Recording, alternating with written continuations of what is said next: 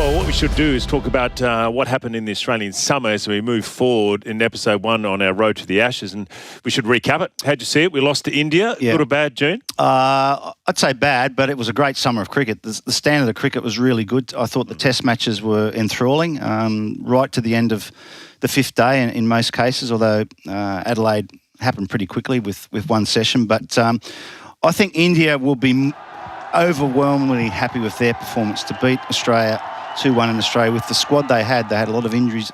On the other hand, I think Australia would be very disappointed. They were in winning situations in all those test matches and couldn't nail the victory. So I'd say Australia will come out of that summer a little bit disappointed. Yeah, were you disappointed, Justin? I mean, I know that you guys performed pretty well, but overall, I know you would have wanted to win. Your take on it all?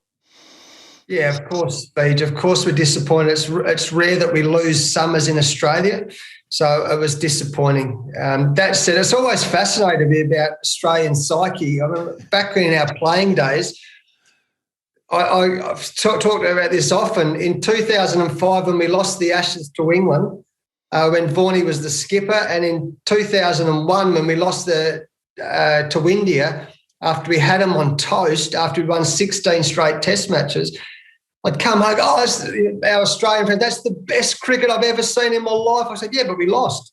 And a lot of people were saying the same this summer. It was incredibly disappointing from our point of view.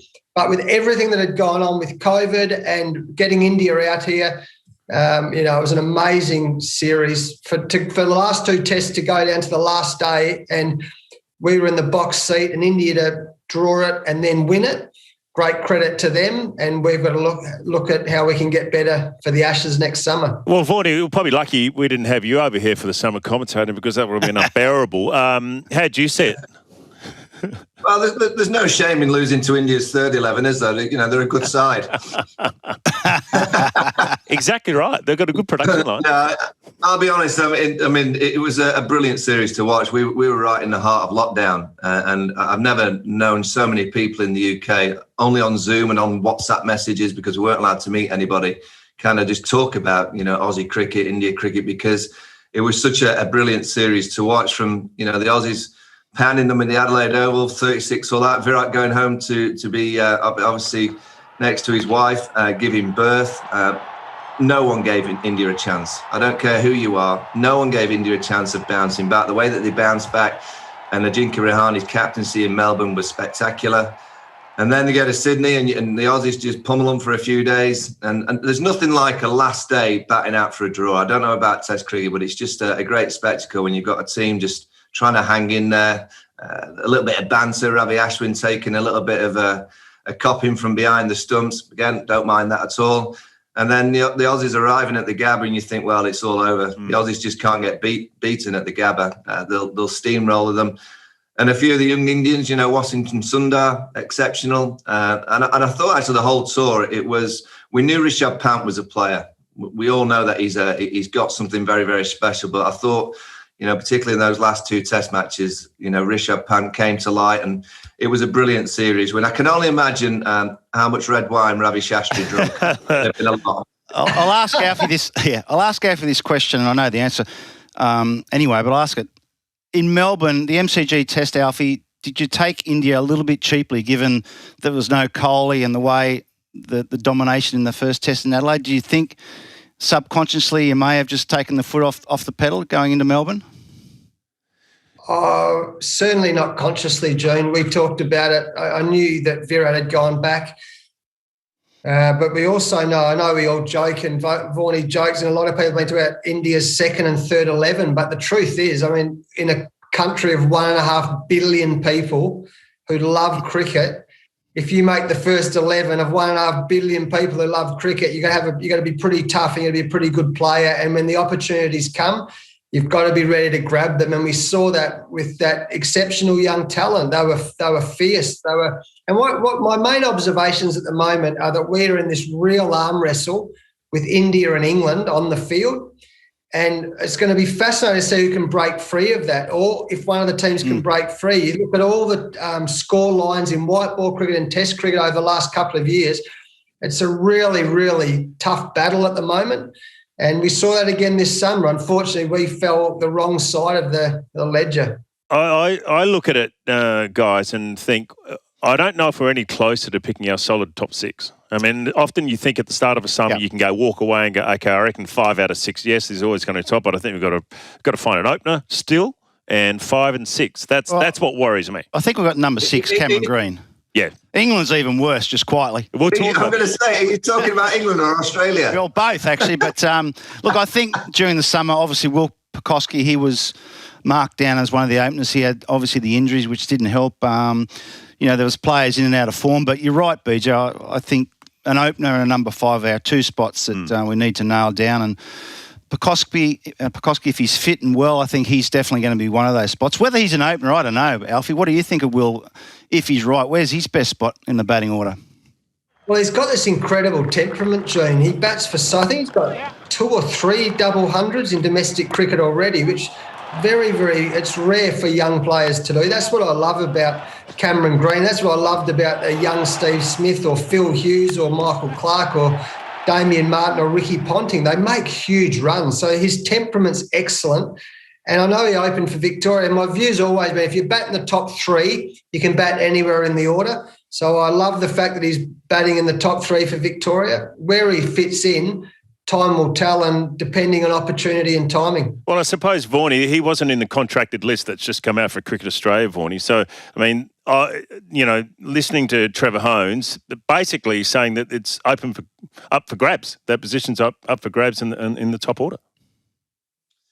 Yeah, I mean, I look at both teams, and both teams have kind of similar traits. They've got some real high-class senior pros, incredible players across, the likes of Steve Smith, Labuschagne, Joe Root, Ben Stokes, Joss Butler, Pat Cummins, Hazelwood and co. That they're a high class, and then there's a mixture around there that I think both teams are just trying to find the missing links. And the missing links from the Aussies are young players that are coming through. I look at Pucoskie. I've seen a lot of him online. Looks a player. I think those bounces, the way that he's been hit a number of times, will be what I'd be trying to challenge him with. I'd be certainly challenging him with those short ball, particularly flaps at the pull shot every now and again as well. But he looks a player. Cameron Green, I've said that many times in the winter, you found a player. There's no question he's going to be a superstar going forward. You can see everything about the way that he plays, his body language. Even when he bowls, he's not got the wickets yet, but you can see that he's going to get wickets in time. So unfortunately, you've found a very good player in Cameron Green. Whether he can match someone like Ben Stokes, I'm sure you're hoping he can do, but he looks that kind of player that's got a similar chance of being that all-rounder that you can build your side around. England have got a similar kind of problem at the top of the order where they've gone to India, they've been blown away, and you've got 3 youngish players, or not youngish, but players that haven't played a lot of Test cricket in Rory Burns, Dom Sibley and Zach Crawley that had real poor tours. And now they've got 7 Test matches in the English summer to try and find form, find some kind of rhythm, get some confidence, because you'd want to arrive in Australia in November time as a younger player with at least a few hundreds behind you to get the kind of confident flows going through the mind, because we all know that playing in Australia is up there with the biggest challenges. Well, batting was a problem, but I think the bowling for Australia, the 2 Test matches at the Gabba and Sydney, and then you go back to Headingley. That's 3 games we should have won, especially with that bowling attack. So I don't know what lessons need to be learnt out of that. Alfie, have you got thoughts on that quality of bowling lineup on paper not being able to do the job? Is there something there that you can work on? There's a lot of discussion post-series that we could have rotated the bowlers. But I always put it back to the people who make those. It's easy with hindsight, but when we go into the Gabba, for example, June, and we say, well, who are you going to rest? Are you going to rest Cummins, Stark, Hazelwood or Lyon? And at the Gabba, it's a big call. It's easy after we didn't finish off the job, but they are all high-class bowlers. I understand what England are doing now with their rotation policy. It'd be interesting to see if that works moving forward. But, they're really, really great bowlers, and, we've just got to keep finding ways. We've got to keep finding ways, but I certainly back those guys in to do the job, that's for sure. Well, Vaughnie, there was plenty of talk about over here in Australia, tactically maybe the Aussies got it wrong, and, Tim Paine come under a little bit of pressure, as you normally would do. If you're losing a Test match at Headingley, you're losing a couple of Test matches in Australia, your captain comes under a bit of pressure, which is normal. Did you see that Vaughnie, from your neck of the woods? Yeah, I just thought they bowled too short. I think it was as simple as that. I thought they got a little bit in that mindset of trying to intimidate India with short stuff. I thought it was quite simple. They just need to bowl a few yards a little bit fuller, try and find the outside edge. Again, it's easy. Sat on my sofa here in the UK, freezing my kind of knackers off in a way. But it looked to me like they got into that mindset. Oh, we'll just roll India, bowl short, try and intimidate them. I think the rotation is quite an interesting one. I think England have opted for this rotation for quite a while now because of the Broad Anderson situation. They made a pact that they weren't going to look to play Jimmy Anderson and Stuart Broad together unless they had injuries. And that rotation has come because of that, really. And then obviously the bio bubbles came into place, particularly in India.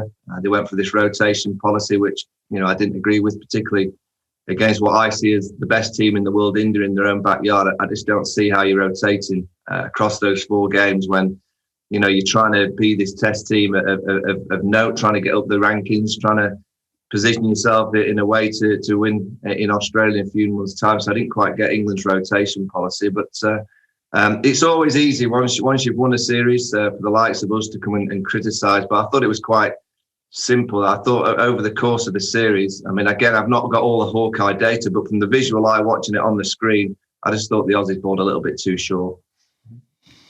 Yeah, I agree with that. I think Nathan Lyon not getting a lot of wickets in the Australian summer was costly to Australia winning, not winning those test matches. I thought his tactics were a little bit negative, to be honest. I think setting the field back and... Do you think that's captain? Think that's captain or I think it's both.